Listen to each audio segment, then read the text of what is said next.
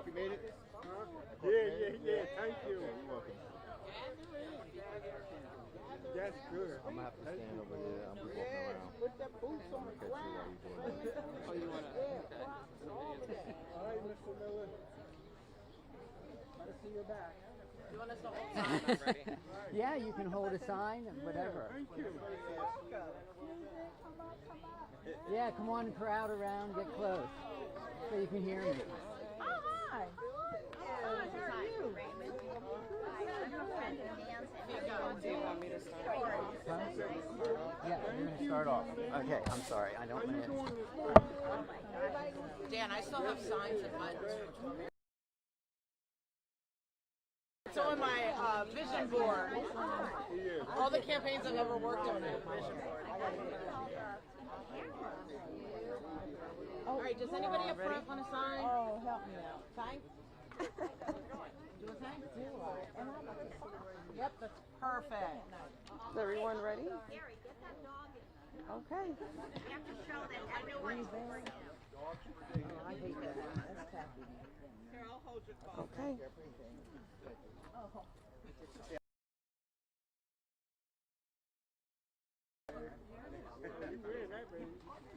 That's it.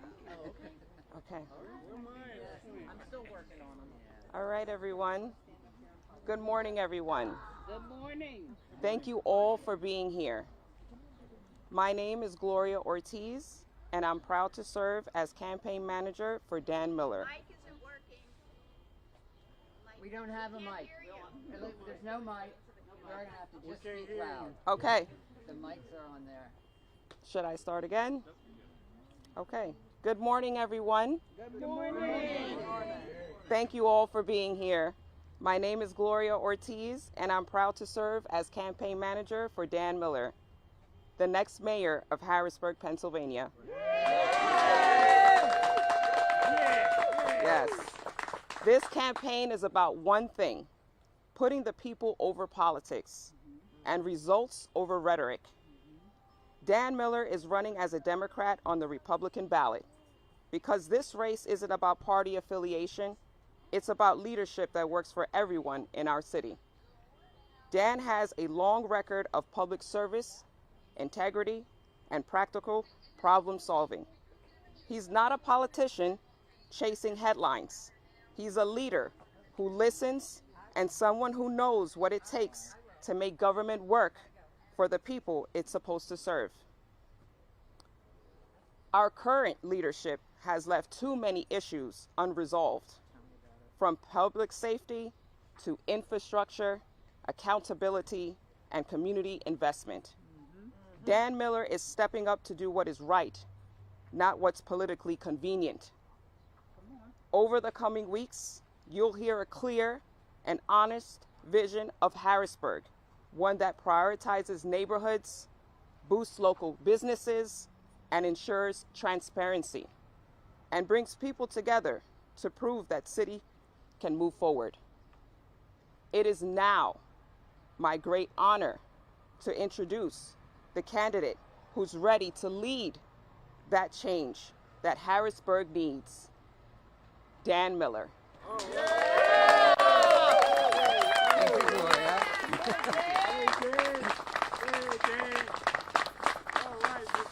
Well, wow. So I do have prepared remarks, and I hope everyone here has a copy of those because I'm not really going to go with that. I'm going to speak from my heart here today. And the first thing I want to say is a great, huge thank you. Yeah. Look at him. And I want to say, you know, it takes a lot of courage what these folks are doing to stand here against really, you know, the current administration. And I had such an interesting experience this morning because I've been meeting with a lot of nonprofits and people around the city, and there's a lot of desire for change, big time change. And I had a woman who was a real advocate. She wanted to be here. She said she's going to be here. And she leads an organization. And this morning at 8:15, she texted me. And she said, Dan, I've been thinking about it all weekend. I feel bad for her. She was probably really agonizing over all this. and she said, I can't make it because it's not good for my organization. They're afraid. So many people, I've had so many people tell me how much they support me, but they can't be here publicly. Actually, I was just talking right here about it, because they're afraid of the reaction from the mayor. So we don't, that's the kind of thing, we need change, and this takes courage, and I really applaud all of you for all of your courage to stand here with me today.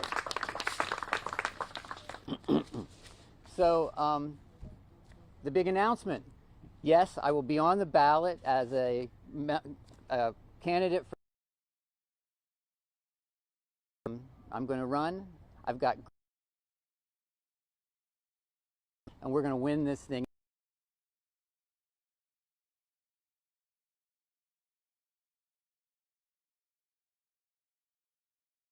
But I think we're going to do it. And what I want to explain, because this is so important, and I think this may be our biggest hurdle to victory, is that, yes, in May, I lost the Democratic primary by a very slim margin, 80 votes. And typically what happens if you run in the primary and you lose, then you're eliminated from running as an independent candidate, and you're out of the race. Well, I'm out of the race as an independent. But at the same time that I was losing as the Democratic primary, I was winning the Republican primary. The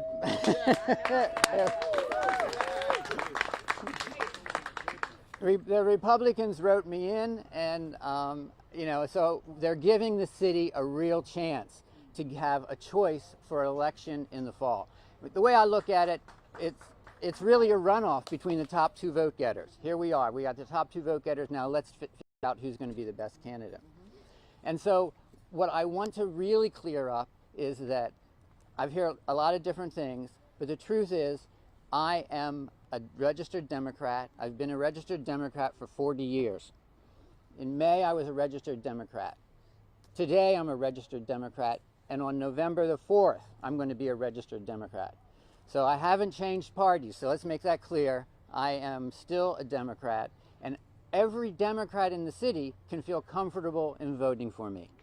As a matter of fact, every Republican in the city can feel comfortable for voting for me.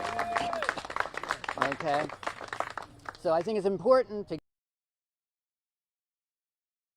I am a Democrat.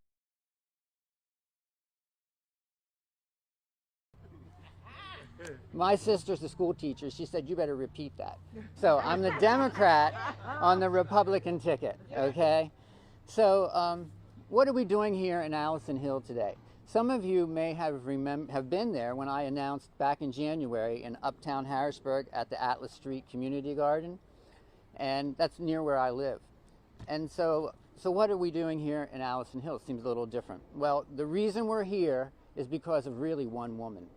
And it was a resident of Allison Hill. And she contacted me about a month or so ago, and she said, Dan, would you come up and take a walk with me around Allison Hill? And I said, sure. So we went block by block by block, and she was pointing out lots of deficiencies, like, you know, runoff, potholes, cleanup, zoning issues, code violations, abandoned vehicles, all kinds of things like that. And she says, Dan, I don't think Allison Hill's getting equal treatment that the rest of the city's getting. And so she said Allison Hill wants to be seen and they want to be treated equally. So I can't think of a better way to say to Allison Hill, I see you, I hear you, and I'm listening. And we're here today because we want to treat Allison Hill equally to every place in the city. You know, someone just said to me, oh, Dan, you're the Midtown candidate. Well, hey, I've never lived or worked in Midtown, just as I've never lived or worked here in Allison Hill. But that doesn't really prohibit me from being a candidate for all of Harrisburg, and that's what I plan to be. I want to treat everybody with respect and everyone equally. So what is this campaign all about? Well, I'm trying to make it as simple as we can, and you boil it down, and it's down to change. This is an election about change. We know what the status we know what the status quo is. Let me wait a second here. Is he done? Okay, we know what the status quo is for the past 3.5 years. Can Harrisburg afford 4 more years of the same thing?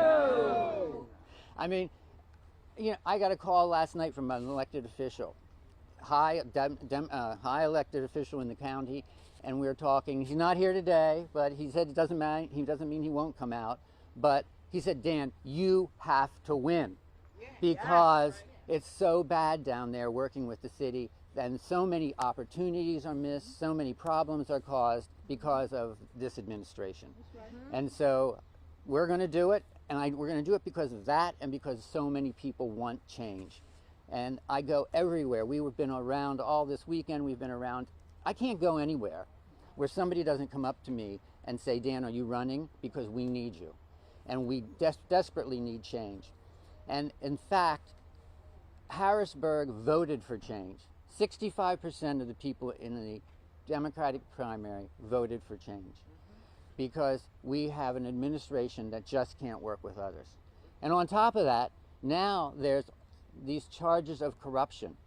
We've got lawsuits that the city is spending probably hundreds of thousands of dollars on. I don't know how much, but this administration's fighting awfully hard to keep that number from us.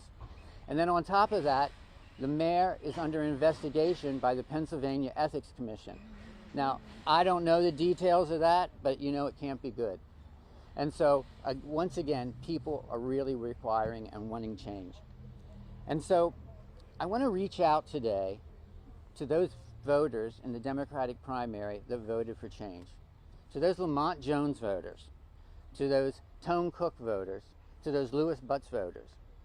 You voters are really important, and we can still have change. You're going to be a big impact on this election, where those 1,500 voters go. So if you want change, you can still have it. You can come out and you can vote for change in November with Dan Miller.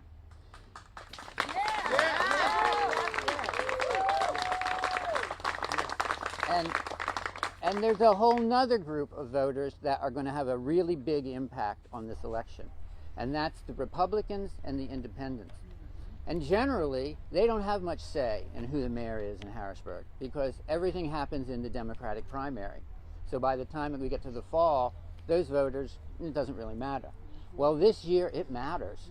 You know, we need to get those independents out. We need to get the Republicans out because they want change too. And they can have a major impact on this election. So, you know, I know conventional wisdom is, oh, Dan, you got an R behind your name, you're not going to be able to win. This time it's different. And I can feel it. Gloria can feel it. I don't know where she is. She knows when we go around, you know, everywhere we go, people are like clamoring for me to run in this race. And I think we're going to do it.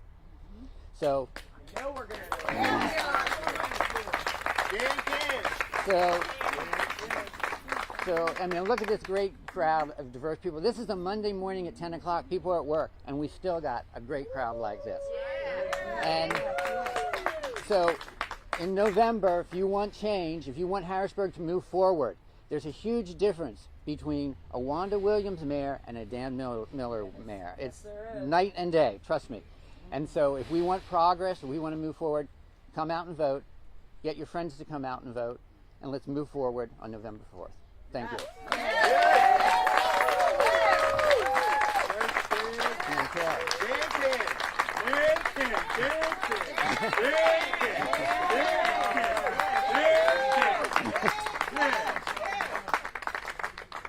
So, anybody have any questions? You said things were different than the last time you ran as a Republican many years ago.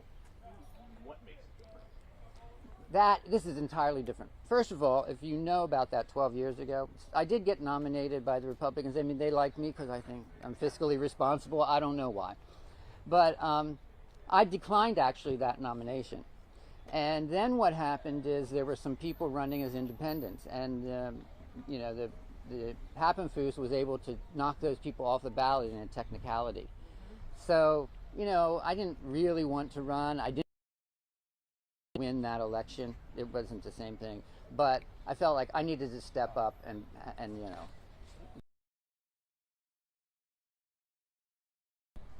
But from a standpoint, though, what changed between now and then? Because it's, What do you mean, what's changed? Historically speaking, this type of maneuver, taking a second Well, step? first of all, I would argue this is not a maneuver. I would argue that this was the Republicans deciding that they wanted a change, and that's why they wrote me in. It's not. We're not doing it as a maneuver. Just happens to be the way it is. And Dan, like you said, in 2013, writing campaign for the Republican side, or was this spontaneous? Well, we know that it's actually. I'm really trying to win a Democratic one, but it would be nice to have both of them. Then you sort of cinch it. So we did put one mail piece out for Republicans to write in. And Papenfuss wasn't an incumbent at the time. That you're running against an incumbent this time around with a record that you say is not favorable. Is that another factor? I think that there's huge animosity towards the mayor, and there's a huge amount of desire for change, and you just have to go out there and you feel it. Let's talk more specifically about change, and especially some of the tangible things that you criticize and some folks criticize. The Broad Street Market visibly doesn't look any different from 4 years ago. Well, when the fire happened. So let's start there. Yeah, 2 years. What kind of commitment can you make to? I know the current administration says 2027 it'll be done. Says the construction will start in a month and a half.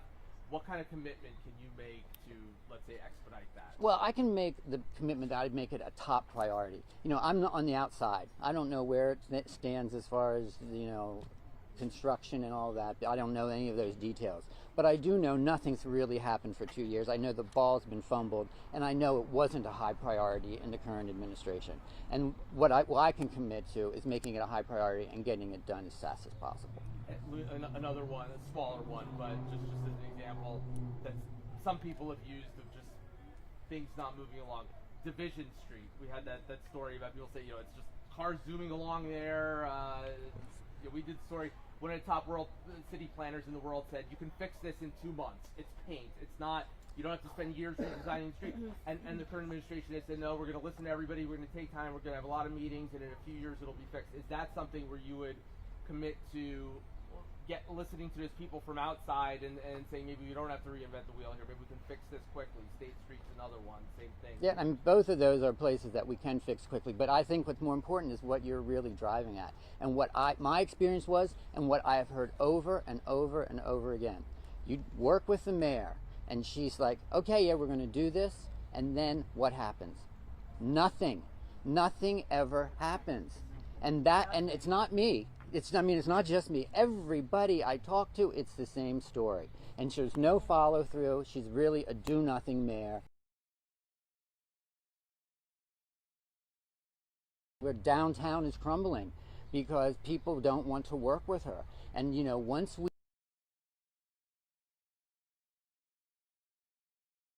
things are just going to blossom. I really feel that's going to happen. One thing we've heard a lot is city council's been an obstacle, but but before this election we've heard it before that people's credentials, having been on city council, having worked in the city, and all the rest of it. How could we expect that would be any different with you as mayor than it has been with city council?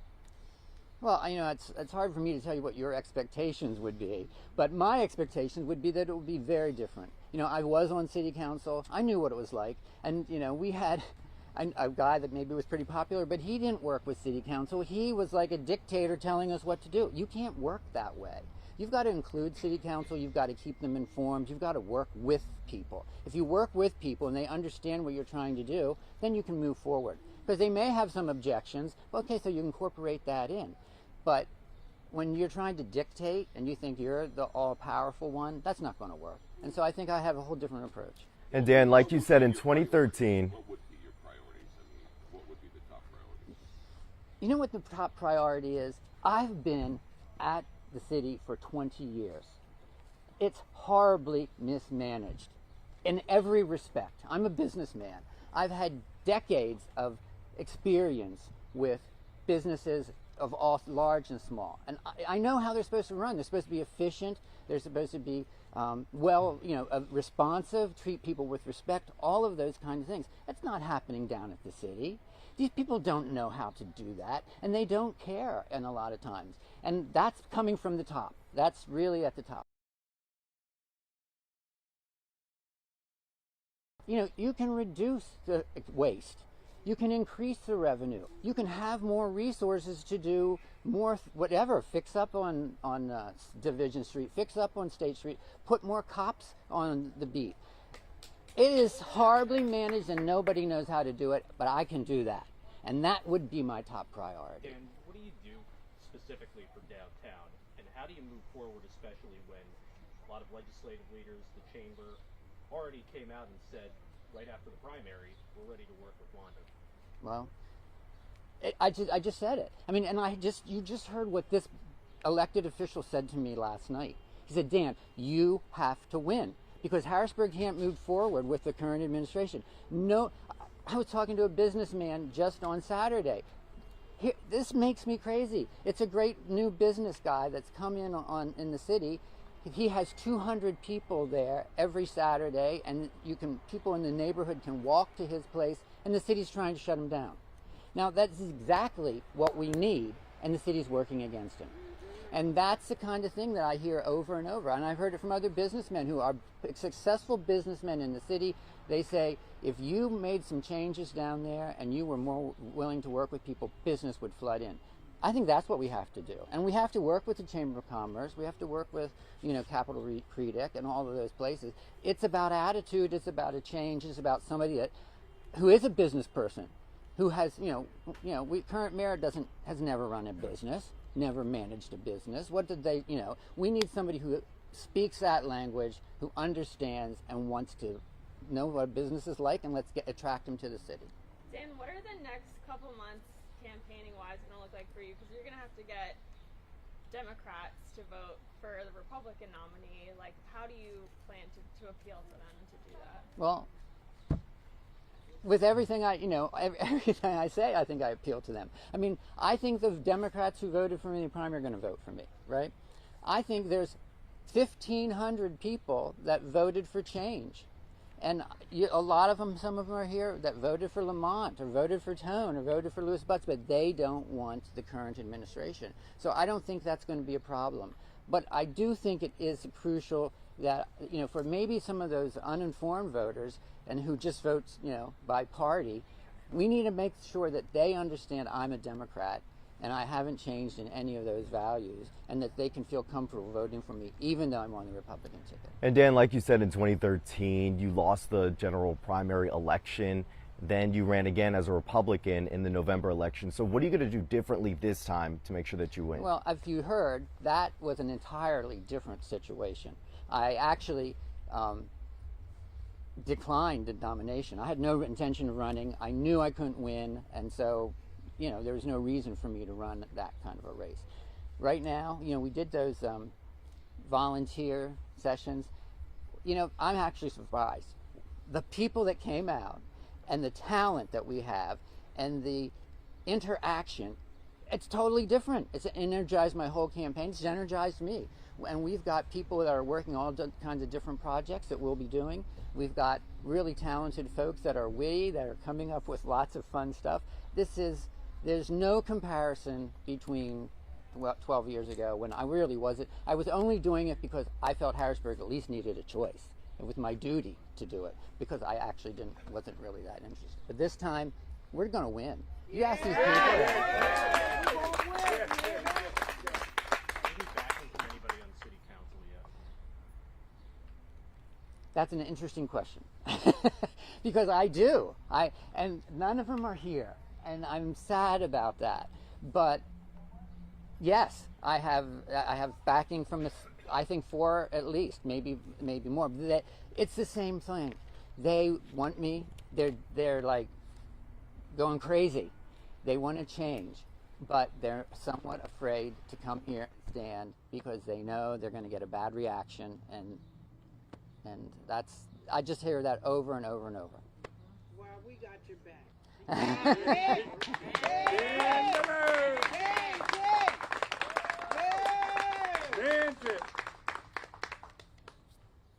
We good? Thank you. Okay, well, thanks very much for coming. I appreciate it. Make sure everybody got the message, okay? Okay.